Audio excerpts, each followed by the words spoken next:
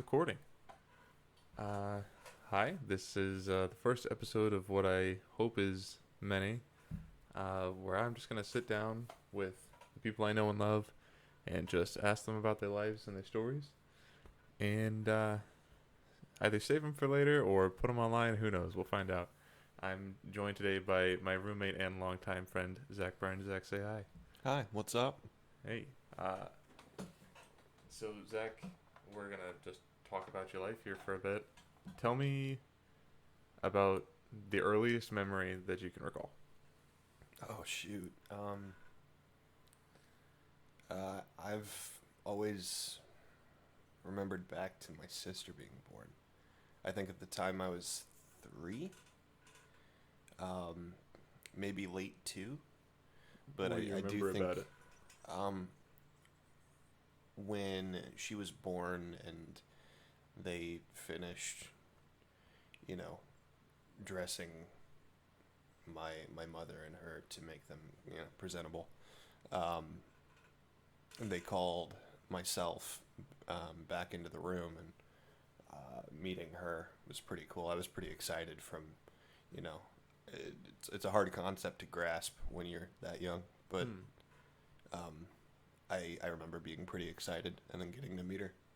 I don't know if that still holds up 22 years later, but you know, Well, how did you she's get pretty along awesome. with her during your childhood?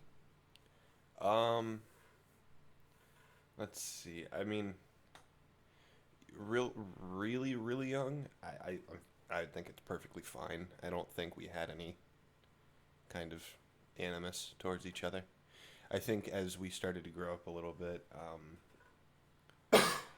I was always kind of like a call it a wacky inventor. I like to make stuff, and um, a lot of times she would get involved in that Hmm. kind of being. She'd get pushed aside to be like a sidekick and a testing dummy, and it just She was your guinea pig. yeah. I don't Yeah. think she enjoyed it too much. So um, I don't know. We fought quite a bit from the time probably I got into middle school until I started to leave for college, and then Hmm. you might even be able to attest to this, but you stop fighting once you stop seeing each other so much. Yeah. Well, Makes the time a little more valuable. for me, it was when it was just me and her left in the house because we had more siblings. Mm. So then, when we were the last two, we started to get along pretty well. I think. Yeah, we slowly, started to become the best of friends. I know we'll do anything for each other.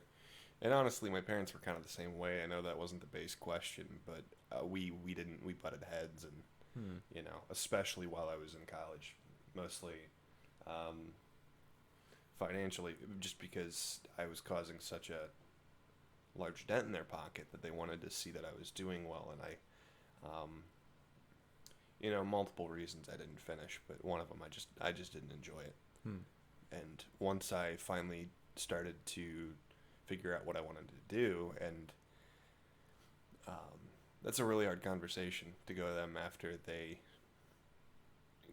I was in a fortunate enough position that they were able to finance a lot of my college for me, Right. and to go back after they give such an amazing gift to say, no, this isn't what I really want to be doing.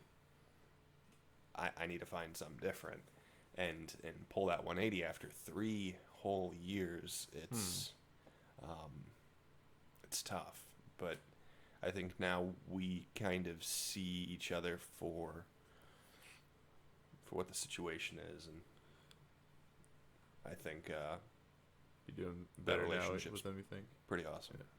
especially after moving out. What do you think it was about? Well, first of all, where did you go to college, and also, what do you think turned you off of it? For college, I went to Indiana University. Hoosier down in Bloomington. I went down for business management. I missed the direct admit to Kelly by, I kid you not, 2 points on my SAT, which is pretty discouraging. You kind of go into college with, you know, I don't want you to. I don't want you to dox your own score, but what do they need to get in there? I think it's I think it's a 1350. It's hard to say though. It's been such a long time. I honestly Many just years remember at this 2 points more than my score and their score needed. And going into college with a vendetta, something to prove. Right. For some people, it might be good. I don't think it was good for me, because I didn't have something set in stone of what I wanted to do or what I wanted to study. Excuse me. And that slowly started to unravel when I realized it wasn't quite what I wanted to do. The biggest turn on for me with business management was being able to bring some freedom into my schedule and be able to plan and work for myself, and that all still entices me. However, I think there's other options to do that, I think where you're not having to stress over managing the lives of others. Business management or a business degree in general is just like the safe option. I think that a lot of people go for, just to, because it's like it'll be applicable to wherever you go. Yeah, and one thing that really I got hung up on my freshman year there was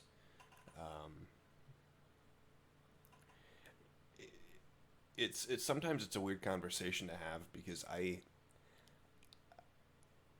mean, a lot of stuff in middle school and high school did come easy to me. I do think that I put in a lot of time, and I always have to put an asterisk next to that and say, obviously this isn't the experience everyone had. I'm not by any means saying high school is easy. Shame on you if you have troubles. It just, for me, it was a different story. A lot of it came naturally. I didn't have to build up a work ethic, and these many years out of high school, I'd almost say I wish I had a more rough time. Right. I wasn't Build character presented with enough challenge to overcome in high school, and I don't think I was properly prepared for college. And I just wanted to shrug off any notion that college was going to be different than high school. And that's about as naive as it gets. I know, but I mean, I'm the same boat. Yeah, man. When you're 18, you think you know everything in the world, and you slowly start to realize how small you are. Smallest fish in the pond. But I digress. I started with business management. Slowly got turned off from that. Went from business management to doing a stint with dentistry, which I still would love to do. However, the educational requirements for it are borderline insane. I wouldn't be working to pay back my student debts until I'm like 32. What do you think about dentistry was appealing to you?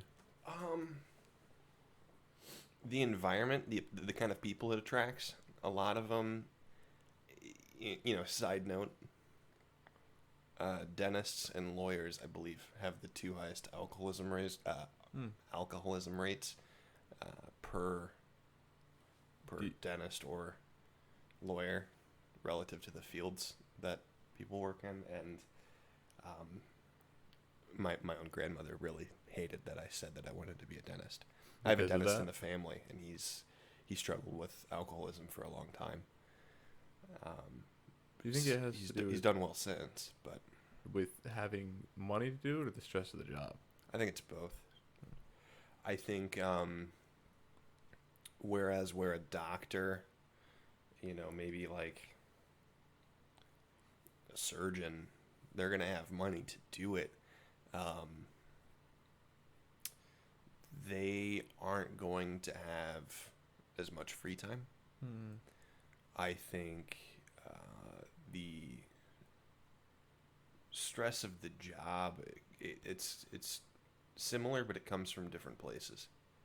I think when you're a surgeon, you're holding somebody's life in their, in your own hands. Right. A lot of the time, not always, but And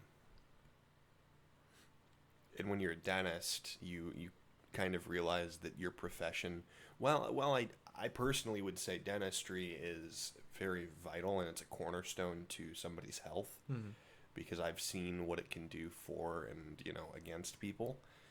Um, but it's also, a large chunk of dentistry is cosmetic. Hmm. It's not It's a requirement. It's something people choose. most of it is like the whitenings and the cleanings that are not quite necessary. Whitenings, straightening your teeth. While I do think there are a lot of benefits that come to doing that, it's technically not required. You're probably not going to die if your teeth aren't straight. If you have a gap in between your front two teeth, which I did. Hmm. It was always something that I was a little embarrassed about growing up. I used to get made fun of and teased. Um, was it pleasant? Absolutely not. But, as I hit puberty, got a little older, my teeth and my mouth started to change a little bit, and it helped, but it didn't change enough. And so Hmm. I got braces, retainer, went through that process, and, you know, It's something you appreciate as an adult, but at the time kind of sucks. oh yeah, you hate it when you're going through it. Hmm. Because, somebody in an all white, you know, smock says to you that you can't chew bubble gum for the next 4 years. And you go, what the hell? Like, that's just cruel. And of course, this is probably a little more unique to our school, but when we were in middle school, we had a school store Hmm. outside of our cafeteria during lunch. It was a really cool program that was set up by some of the special needs directors, and they would have some of the special needs kids learn business skills and counting and interaction by selling these. It was a phenomenal project for these kids to work with, Right. and it was. I'm not kidding you when I say it was like the black market of gum. It was the craziest thing Is ever. it the only place you could get it? No, but it was the easiest. You just Oh. walk up, you pay a quarter, you get a stick or like a pack of like five sticks of Wrigley or whatever. Right. I'm not sure, but if you were bougie, you could pay maybe 2 quarters and get a pack of whatever else. But I went through a lot of gum prior to getting my braces, and then they say no more gum. Right. And it's obviously not the end of the world, but What age should he get those at? What grade? I think maybe late sixth. Can't quite remember, but So I remember 11, 10 maybe. 12? How old were we then? I was 7 in first grade. I don't know why that's the marker that I always remember, but I do. I So had you- Miss Simmons' first grade class. You'd be and it roughly was 12 then, going to 6th grade. Yeah, that math Roughly. makes up. So, okay, so. Yeah, but I mean, that time of your life to get braces then is, it's kind of defining to who you end up being through puberty, you know? Yeah, I mean, that's what I was actually just about to say. I was going to say that, maybe not sixth grade, but when I still had them a little later in middle school, that's when some stuff started to change. Right. And it's not pleasant. It really isn't. I mean, and a lot of people, braces, the entire point of braces is slowly realigning your mouth. Mhm. Every couple weeks, every week, you're going back, you're tightening, you're slowly shifting the teeth in somebody's gums, which obviously, if you did immediately, would ruin their mouth. That's why you do it over the course of a year plus. I don't want to peer too far off course, but do you think this surgery exists to just realign it immediately? Do you think that's something we can do? No. No? No. That person would. I mean, theoretically, you could take apart Yeah, like somebody's. your gums would be a graft of like your arm or something, but it could. Well, not even, because your gums are a very unique tissue. Right. And theoretically, it would work similar to maybe no, not quite. I was going to say it might be somewhat similar to a root canal where you're going down and you're meeting the jawbone. But I imagine the closest you would get is just drilling holes in somebody's gums and putting teeth there like it's a puzzle piece. Well, Which just like permanent dentures. beyond unpleasant, I'm sure. Oh, for sure. And I don't think it would look all too good because you would still have gum holes that. Cause Just total face reconstruction. That's just uncomfortable. Okay. Oh, So, shoot. what was We your kind of story strayed before? away from college. Well, I was gonna come back the tree through this, but so dentistry was important to you here. Yeah, dentistry lasted somewhere between 6 months and a year, a semester or two, and Sure. from dentistry, once I kind of realized that I didn't want to spend the rest of my life in school, I think that was when I shifted to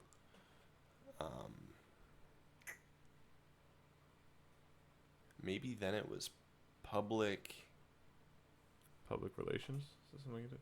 It was something like that. I'll be honest with you. I was so all over the place that I can't quite remember.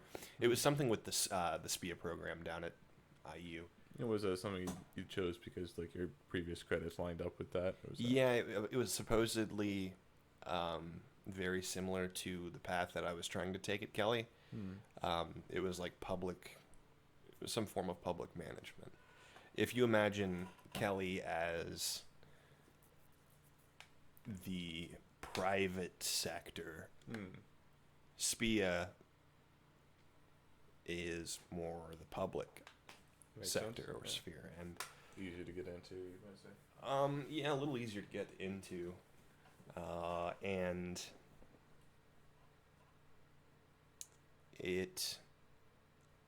I think there's a lot, quite frankly, I think there's a lot less competition coming out of the program, and it was a lot of information that, I'll just be honest, I didn't really care to know, and I got really disenchanted with it after about a year.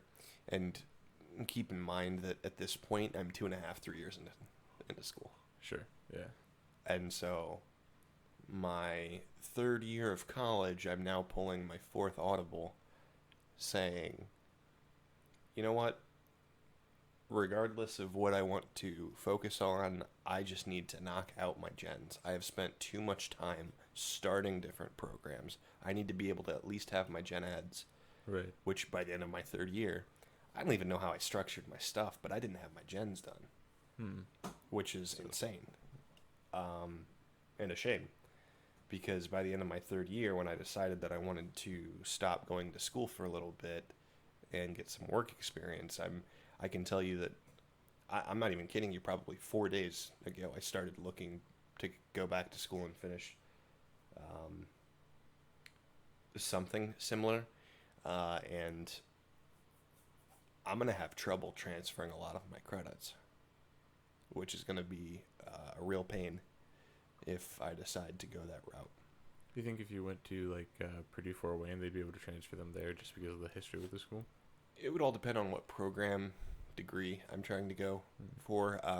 What I've looked at most recently and what got me really excited to go back and look at school was becoming a certified financial planner, or CFP. The CFP will put together wealth portfolios for people. Typically, they charge some form of asset fee, about 1% on a portfolio. And, they put together, I'm trying to think of the easiest way to put this. They'll mesh together bonds, equities, mutual funds, stuff like that, whether you want an aggressive or a conservative portfolio to, maybe hide your money away in or maybe grow your money somehow to then prep for retirement and beyond. These are the people that put it together. And me working in life insurance and annuities, disability, that kind of stuff, it's kind of seems like a really related degree. it's a really short pivot. Plus, this specific place that I work at, we just opened a side on the side of we just opened a firm. It's called RIA on the side of investments and securities, which I know I'm probably starting to bore people with semantics, but essentially, that investment side is dealing with private money portfolios. That's really what it is, and we opened that up, and then, so I'm starting to get a little bit of experience on that side, and it's really nice. I'm trying to wait it out and learn more, because I know when I was going through college, if something sounded enticing and I didn't do research, I ended up paying for it with a semester, just trying it out to see if I like it. Right. So that's the one thing about not being pressured about having to go back to another semester.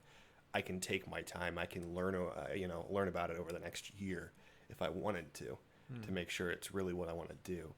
Because I'd have to go back and finish a bachelor's, and then I would have to become board certified, first with Indiana and then with the country, right? The U.S. Board of Commissions and the SEC, the stock exchange. Yeah. Well, so just a few billionaires, that's all. Yeah, one of the RIAs that we work with is the largest in the country. And where do you work? I know where you work. I'm just asking, where do you? I work at a brokerage firm based out of Northeast Indiana. Okay. And how do you like it there? I enjoy it. I enjoy it a lot. It's a very different work culture. I think you won't get it anywhere else. It's one resource group, and the RIA is called OrgPAG, ORGPAG, One Resource Group, Private Advisor Group, and I love it. They were willing to take me on and teach me. I knew nothing. Jon Snow, no, I knew nothing coming on to the staff there, and the people have really, made the experience. They've been willing to teach me. Unfortunately, one of my mentors that kind of taught me a lot of stuff ended up not being a great dude, and we had to let go of him. But there's so many people in that building that want to see everyone in that building succeed, that they're willing to set aside time or help you learn. But it's been phenomenal. And do you think that having this job has been a point of growth for you? Oh, absolutely. Absolutely. It's... How do you think your mindset has changed through getting this? Well, I think since I took the job, I'm coming up on a year now. It'll be a year at the end of July, early August. And the people there have really helped me to understand, A, what the job is, but then B, what is expected past the job. And what I mean by that is workplace expectations. And I know it sounds like, duh, you know what it is. Like, don't tell your boss to F off. Like, no, duh. That stuff comes easy. I'm talking about the stuff that is... Play your cards close to your chest when speaking with coworkers. Always, even if you're friends with them. Because in business, just straight up, it's cutthroat. Right. I said something early in my history there. I think about... if memory serves me right, I said something a week into that job that I really shouldn't have. But I didn't know any better because I didn't have any prior experience. Right. And, the more I think about it, I think, well, technically it's not my parents' fault. They did warn me not to do that kind of stuff. But being 21 at the time, I just, no workplace experience. I was like, screw it. No one will ever know. I'm talking to a friend here. But I went to lunch with a guy who was even younger than me. And I had been hired on full time. He was an intern. Gotcha. and he was transitioning from an internship to full time, and he was wage, I was salary. I got hired on at X. He got his wage at whatever. And when they transitioned him, we talked about how much I make. Right. Big workplace no no. Yeah. Humongous workplace no no. Well, And which is months down the road, probably like 7 months. And I don't think it's his fault, because I think he has even less knowledge of the, of that kind of workplace. How you. the repercussions that happen. Yeah, I don't think he quite understood what he was doing by going to our boss after being hired on full time and saying, I know he makes this. I've been making this for however many months. I want paid that. Well, now if you're the boss, you're looking at me going, what the hell, dude? Now I got to give this guy a raise $10,000 raise. of X. And or you risk that employee that you want to keep walking away and going somewhere else, now knowing what somebody else in his position is worth. And while I mean there's a whole lot of minutia to it, but I mean I almost got fired. And would it have sucked? Absolutely. Do I blame them? No. But they said, they were straight up and candid with me. They said, we almost had to fire you, man. This is something that we can't have from anybody. I don't care if you have no experience or 20 years of work experience. You can't do that. So, like learning that stuff. And yeah, I was scared. I thought I was going to lose the job. And this job is everything to me right now. And, the thought of losing it was beyond terrifying. It's kind of a shitty practice in a way, just like, hey, we're gonna pay you less just because you don't know any better, but that's just, I guess that's the way it is. Well, there's an expectation that's usually set at the company that when you're rolling out of an internship, you're usually paid this ballpark, and then after 6 months to a year, they'll roll them up. So much money on their salary, and that's just to hold retention. Yeah. I was kind of the outlier. I was the, I was the different situation. Mine was not normal. I don't mean org specifically. I mean a lot of places do it. My job does, to be better. Yeah. But yeah, I mean, there's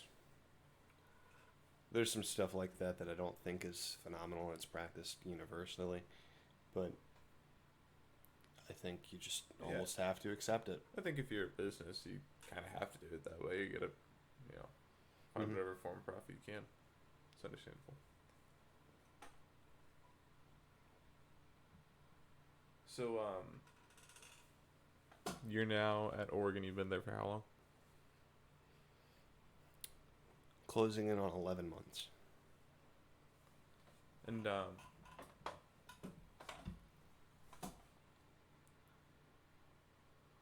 what do you think is the most important thing that you've taken from it?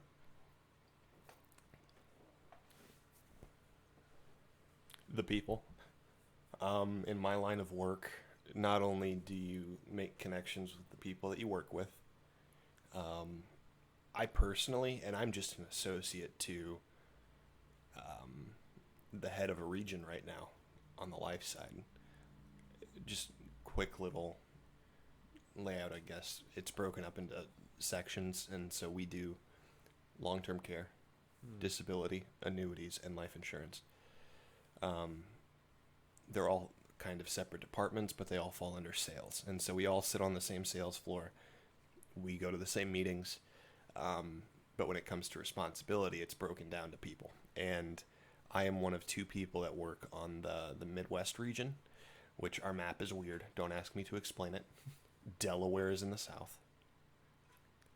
So, like I said, please don't ask me to explain it. I have no clue. I don't think the guy who made the map has any clue.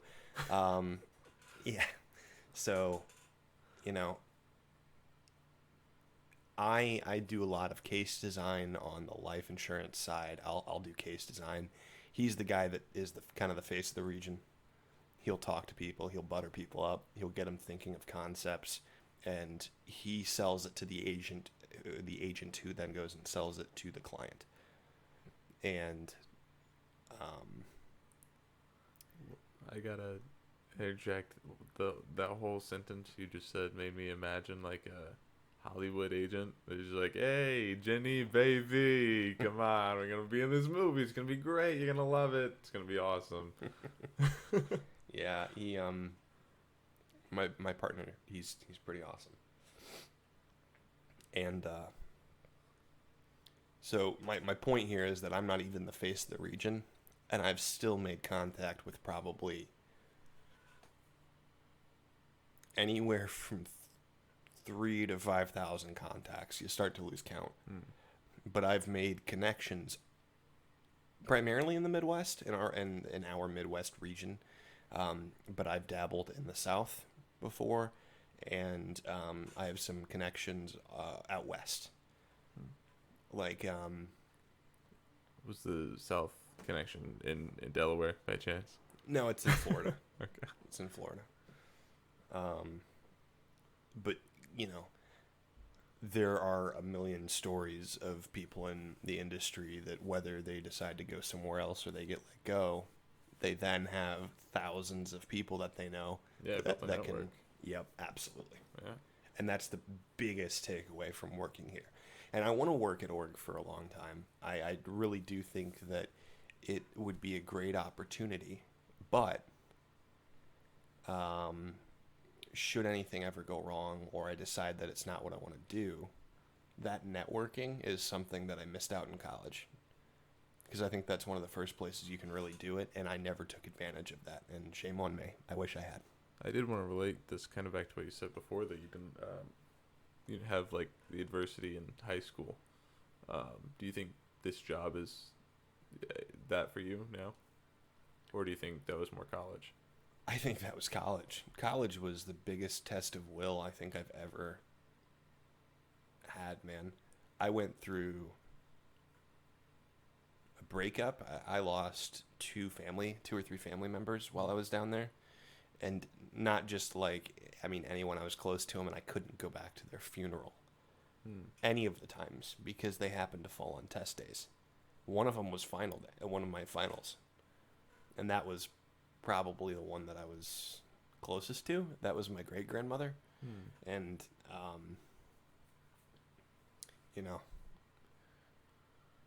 there was always a pretty cool bond there, and I couldn't even go back to her funeral, which is a really horrible feeling.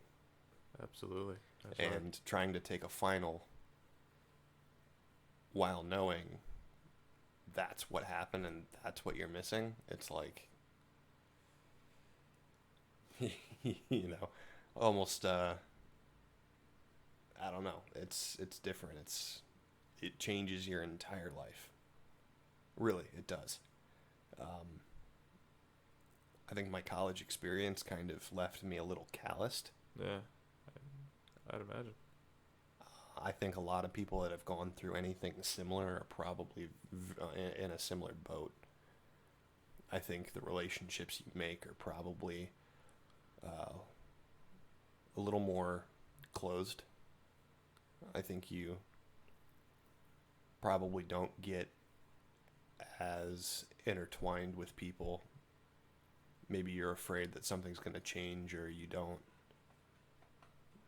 give your all to a relationship because you think, yeah, well, what happens if they want to walk away, or if they want to say, fuck you, I'm done. And, you just avoid the attachment to avoid the hurt. And honestly, that's what my college experience did to me. I actually had a conversation with my own mother about this about a couple days ago.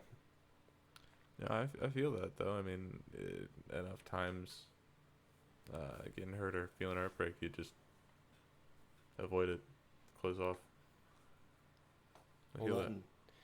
I mean, just to be very, very honest here, my grades in college were pretty poor. And they got worse and worse as time went on. And no, I did not get kicked out of IU. But the guidance counselor was so concerned for me that even she advised to probably not come back the next semester. I had every opportunity if I wanted to, but the second I had any sort of validation saying, you don't have to come back next semester, I was like, that's it. You know, I need to figure something else. Right. You know, someone else is now seeing it, which to me almost begs the question: was I subconsciously just trying to exude, trying to get? Was I baiting that response? Right. Did I want somebody to see that I was struggling and wanted validation that I didn't have to go back, that I shouldn't go back? You know, honestly, I don't know. I've actually thought on that a little bit, but I haven't really found my answer yet. I remember at the time you were talking about how you were wanting to pull your grades back up at the end there. So, yeah, I think it's similar to a. I mean, might be a little extreme, but kind of like a death rattle or a dying breath. Like people say, you always see the best when you're dying, and as that last breath happens, you see your life. And it's like every time at the end of every semester, and it was the same thing every semester. I think my closest friends, including you, could probably attest to that. I'd always come back after months of, you know, slacking and not doing what I should be, and then in the last week, it's an absolute panic because I can see what the grades will be, and I don't want them. Right.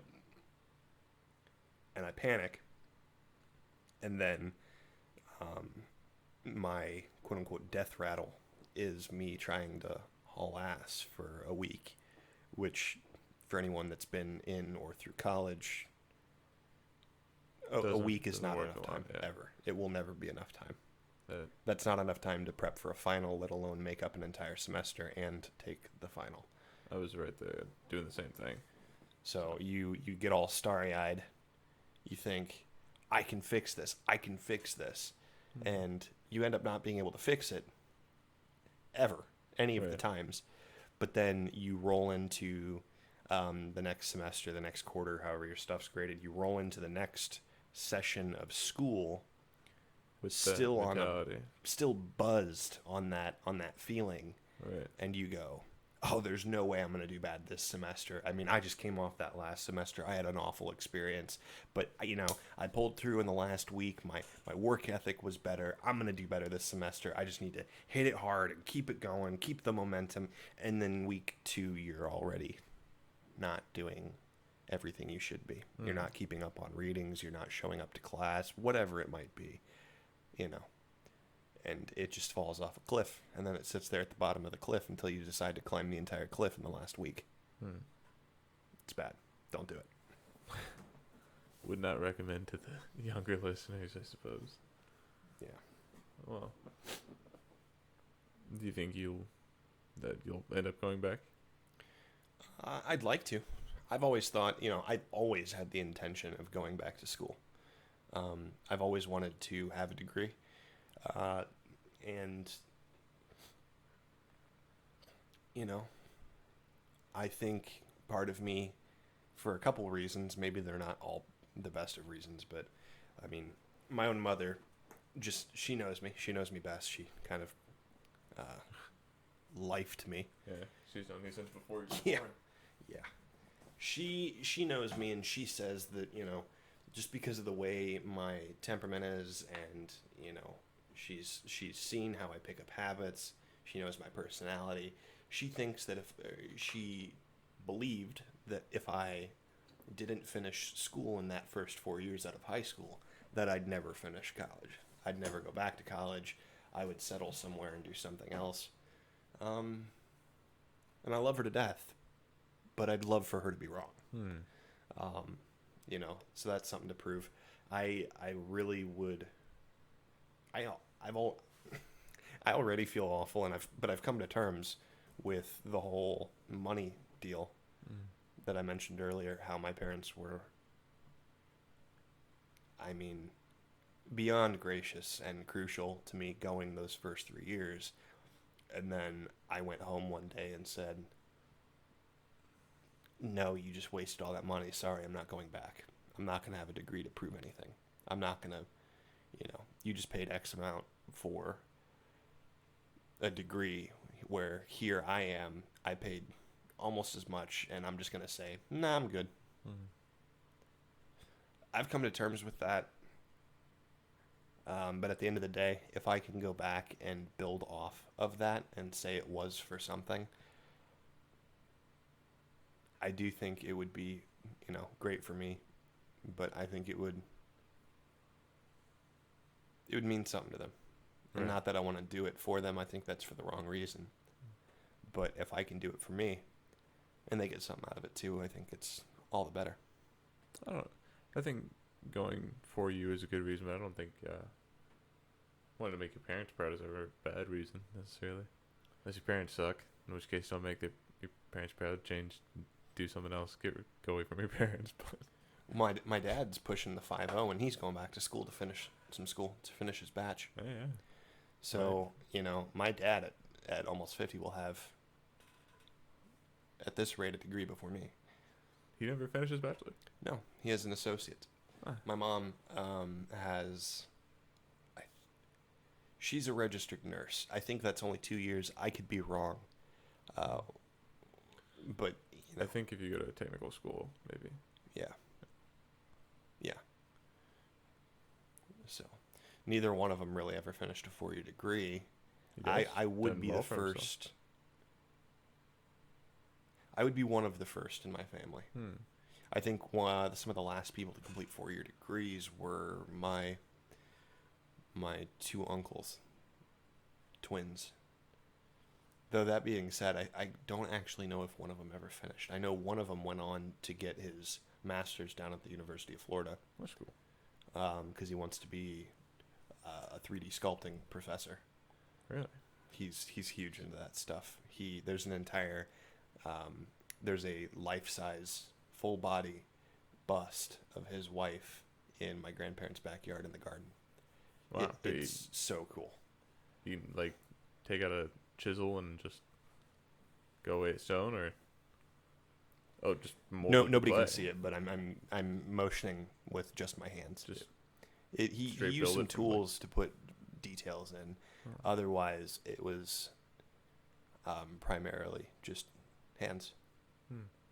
And it's So at least at the time, it a clay 10 like bust 10 or is years it ago. a stone bust?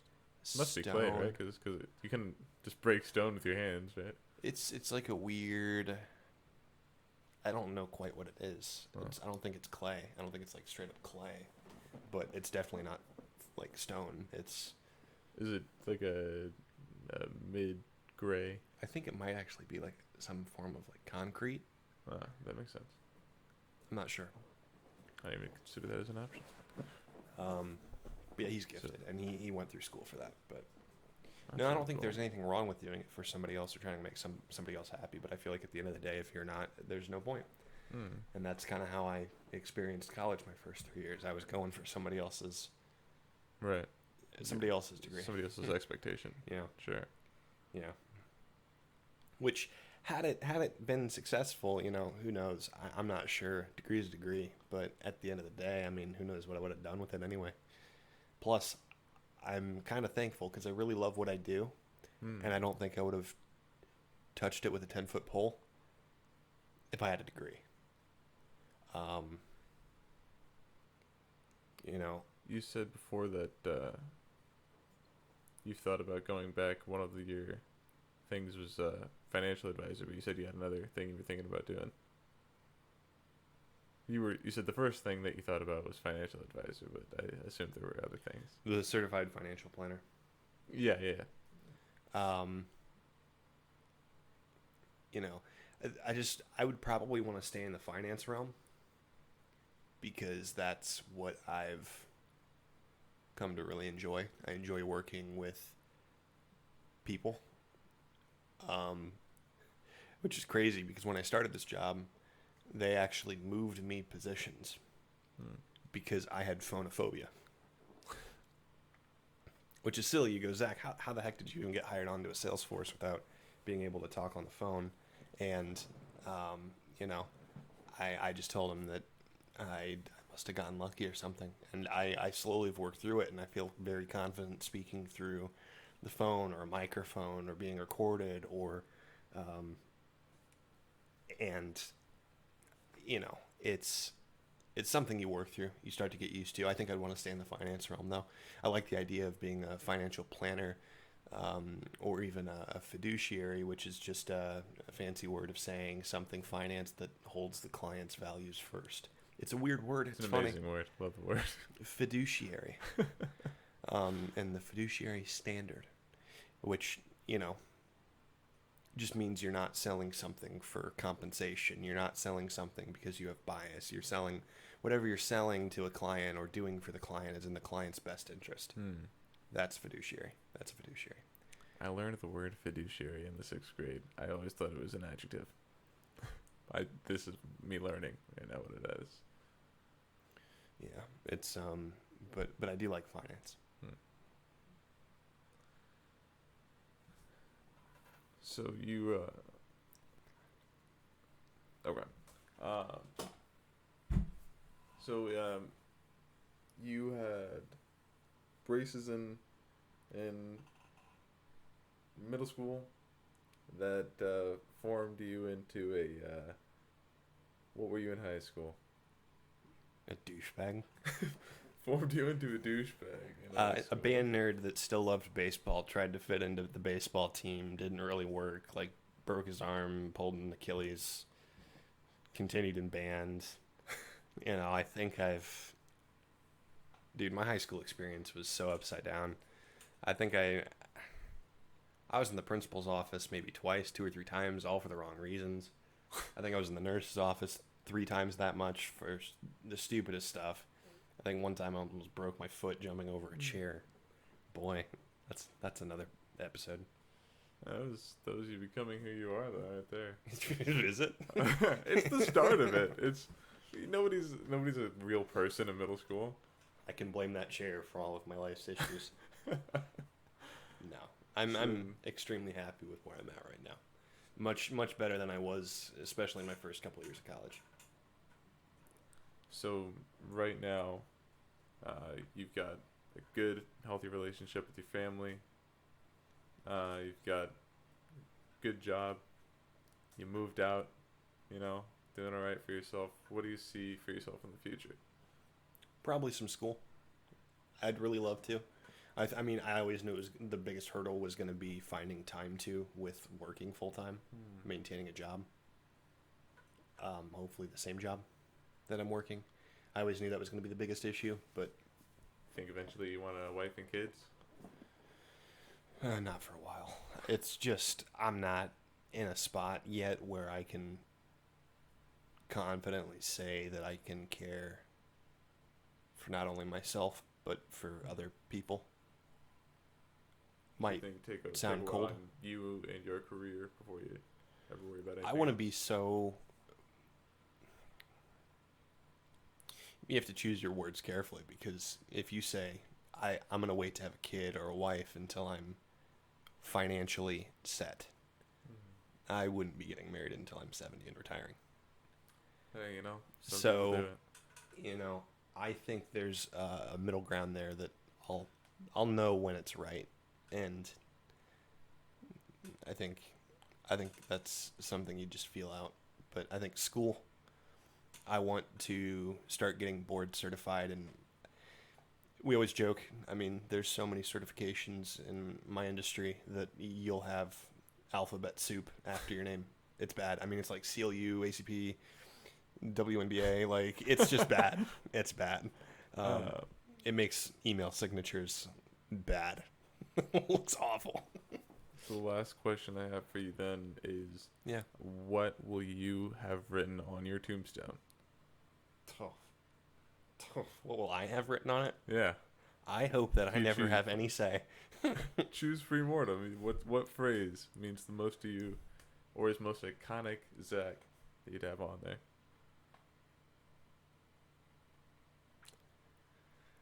I'd probably keep it simple, clean, kind of classic. Probably Memento Mori. No, actually. That's a classic. Yeah, for sure. All right. Well, thank you, Zach, for joining me. Tell the people to have a nice day. No. No, I love you all. Have a good day. All right. Love you, buddy. Thanks.